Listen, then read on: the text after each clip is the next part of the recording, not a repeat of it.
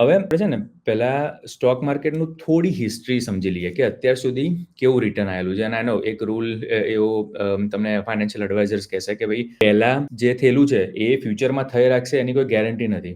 પણ બીજો કોઈ ડેટા જ નથી આપણી જોડે જોવા માટે, રાઈટ? આપણે તો હિસ્ટ્રીનો ડેટા જોઈ શકીએ ને, ફ્યુચર તો પ્રેડિક્ટ નહીં કરી શકતા. તો તમે આ S&P 500 છે ને, S&P 500 એટલે શું કે ભાઈ અમેરિકાની ટોપ 500 કંપનીઓ એ બધીનું કમ્બાઇન્ડ થઈને તમે એક જ સ્ટોક એવો ગણી લો ને, તો એ સ્ટોકમાં જો તમે બાય કરી શકો એ વસ્તુને કહેવાય S&P 500. અને એક એક્ઝામ્પલ જ છે, આવા બહુ બધા હોય. તો એનું આ રિયલ રિટર્ન છે કે ભાઈ છેલ્લા 10 વર્ષનું તમે જાઓ ને કે કેટલું રિટર્ન આવે છે, તો ઓન એન એવરેજ યરલી 12% જેટલું રિટર્ન આવે. આપણે આગળના કેલ્ક્યુલેશન કરે આમાં તો 7% ને એવું જ ગણતા હતા, રાઈટ? આમાં 12% જેવું રિટર્ન આવે. પછી જો 20 વર્ષ માટે તમે કરો કે 20 વર્ષનું રિટર્ન જુઓ તો 9% જેટલું આવેલું છે હિસ્ટ્રીમાં. 50 વર્ષનું કરો તો 10 થી 11%, અને છેલ્લા 100 વર્ષનું તમે ગણો ને તો એ 10% ઓન એન એવરેજ રિટર્ન આવેલું છે. તો આ જોઈને મને એવું લાગે કે ભાઈ ઓકે, આટલા 100 વર્ષોથી જે ચાલી રહ્યું છે, ચાન્સીસ ઓછા છે કે ફ્યુચરમાં એવું નહીં ચાલે. But we never know. પણ this is the only data we have.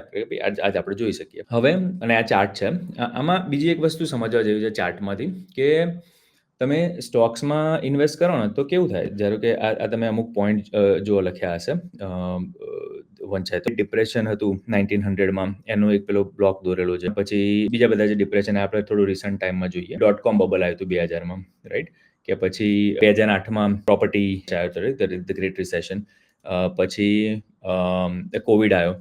તો એ બધી વખતે તમે ગ્રાફ જોશો ને તો જો એકદમ ડાઉન થઈ જતો હશે. અને આ વખતે સૌથી વધુ લોકો ભૂલો કરે. ભૂલ શું થાય કે ભાઈ આપણે ઇમોશનલી વિચારીએ કે ધારો કે થોડું ડાઉન ગયું હોય ને તો એવું થાય કે ચાલો ડાઉન ગયું, હું ફટાફટ લઈ લઉં કારણ કે હવે અપ જશે. વધારે ડાઉન જવાનું ચાલુ થાય, એટલે બીક લાગે કે છોડ હું કાઢી નાખું છું, વેચી કાઢું છું, હજુ તો ડાઉન જશે.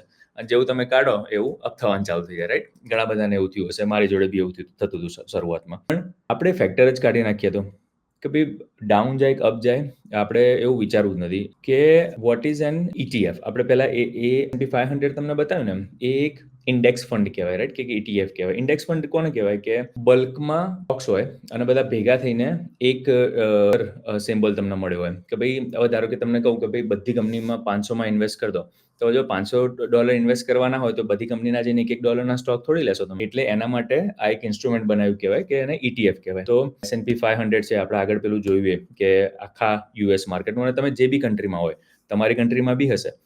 તમારે આપણે ઇન્ડિયામાં નિફ્ટી 50 કરીને છે, કેનેડામાં ફગાટ ધ નેમ, બટ તમે ગૂગલ કરશો કે ભાઈ કયું ઇન્ડેક્સ ફંડ છે જે કેનેડા માર્કેટ રિપ્રેઝન્ટ કરે છે, ઓસ્ટ્રેલિયા હોય, ન્યુઝીલેન્ડ, જ્યાંથી તમે વિડીયો જોઈ રહ્યા હોય, તો તમારા ત્યાંના બી એ ઇન્ડેક્સ ફંડ્સ અને ETFs હશે જે તમે પરચેસ કરી શકો. અને પછી આમાં જુદા જુદા સ્પેસિફિક ડોમેનના બી હોય. મને આ સૌથી વધુ QQQ વધારે ગમે છે કે મારી ફિલ્ડ ટેકનોલોજી છે. અને એટલે ભાઈ ટોપ 100 નેસ્ડેક કંપનીઓ કે ટોપ 100 ટેકનોલોજી કંપની હોય એની અંદર હોય. પછી બીજા કયા છે? હા, આ BND છે, એ વેનગાર્ડનું છે. એ યુએસના બોન્ડ્સ રિપ્રેઝન્ટ કરે કે ભાઈ બોન્ડનું બધું અમુક બોન્ડ ભેગા કરેલા હોય એની અંદર. પછી આ છે EWO, provide access two stock in developing economic world wide. કે ભાઈ ખાલી યુએસના નહીં, આખી દુનિયાના ડેવલપિંગ ઇકોનોમી હોય ને એના સ્ટોક્સ એની અંદર હોય. એટલે આવા જુદા જુદા ETF હોય. આપણે એક સ્ટોકમાં બાય કરીએ ને એના કરતાં આ કરીએ તો શું ડાયવર્સિફાય થાય, આગળનામાં બેનિફિટ થશે. કે ભાઈ સેફર કેમ છે ETF? કે ભાઈ ETF એક તો સ્પ્રેડ કરી દીધું ઇન્વેસ્ટમેન્ટ બહુ બધા સ્ટોકમાં, એટલે સેફ થઈ ગયું કે ભાઈ 1 કે 2 કે 3 કંપનીઓ ઉઠી જાય તો બહુ ફરક ના પડે, રાઈટ? આપણા પૈસા જતા ના રહે. ડર છે ને લોકોને કે એટલે સ્ટોકમાં મૂકીએ તો ઇટ્સ ઓલમોસ્ટ જુગાર જેવું થઈ જાય. એ પ્રોબેબિલિટી બહુ ઓછી કરી નાખે. તમે એમાં પેલું ના થાય કે ભાઈ ઓકે એક સ્ટોક લીધો અને એના 50 ગણા ભાવ થઈ ગયા. પણ આમાં એવું બી ના થાય કે તમે લીધા અને કાલે બધા પૈસા જતા. આઈ વુડ રાધર હેવ કે ભાઈ $100 મૂક્યા હોય તો એના 110 થાય એ મને પોસાશે, પણ 100ના 20 થઈ જશે એ નહીં પોસાય, રાઈટ? અને જો એવી મેન્ટાલિટી રાખતા હોય ને એવી જ રાખવી જોઈએ મારા મુતાબિક, તો ETF ઇઝ સેફર ઓપ્શન. પછી પેસિવ મેન્ટ and expense ratio often below 0.1. હવે આમાં ETFમાં બીજો ફાયદો શું થાય ખબર છે કે અમુક ટાઈપના ETF જે પેસિવ ETF હોય એનો એક્સપેન્સ રેશિયો ઓછો હોય. એક્સપેન્સ રેશિયો એટલે શું કે કોઈ બી કંપનીએ એરો ETF કે ઇન્ડેક્સ ફંડ બનાવ્યો હોય તો કે એના હું ચાર્જ કેટલા લઈશ એ વસ્તુ મેનેજ કરવાના.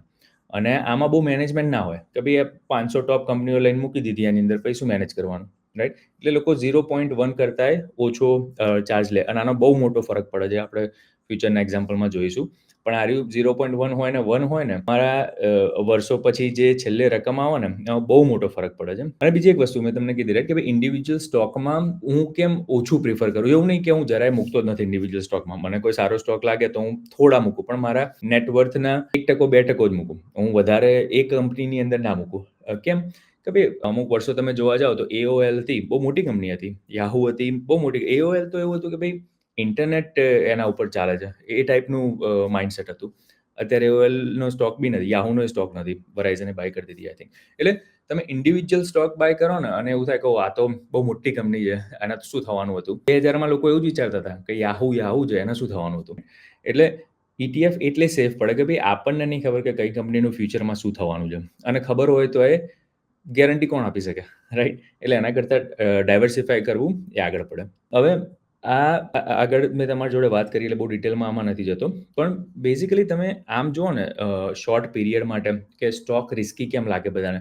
ઘણા કહેતા હોય રાઈટ કે સ્ટોક ડાઉન જાય તો બધા પૈસા ગાયબ. એટલે બધા પૈસા ગાયબ કેવી રીતે થાય? અહીંયા ધારો કે તમે ટોપમાં લીધા હોય, ધારો કે .com બબલ આવ્યું હતું, બહુ મોટો ક્રેશ થયો હતો રાઈટ? અહીંયાથી અહીંયા પહોંચ્યું. પણ આ સેમ પૈસા જો મેં મૂકી રાખ્યા હોત તો અત્યારે તો એ પૈસા હાઈ જ હોત ને.